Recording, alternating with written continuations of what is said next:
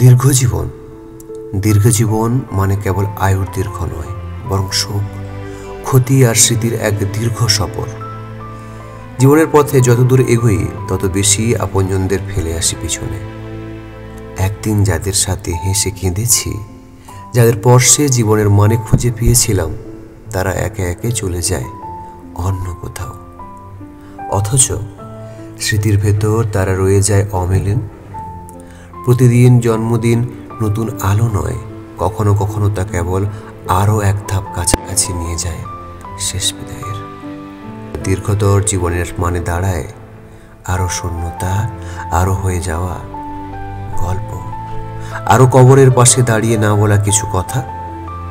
তবু জীবন চলে চোখের কোণে অশ্রু লুকিয়ে রেখে আমরা বেঁচে থাকি, হেঁটে যাই, হাসির ভান করি, কারণ সুখের সঙ্গেই যে জীবনকে ভালোবাসতে শেখা যায়। আর এটাই দীর্ঘ জীবনের নিয়ম, কিন্তু গভীরতম শিক্ষা।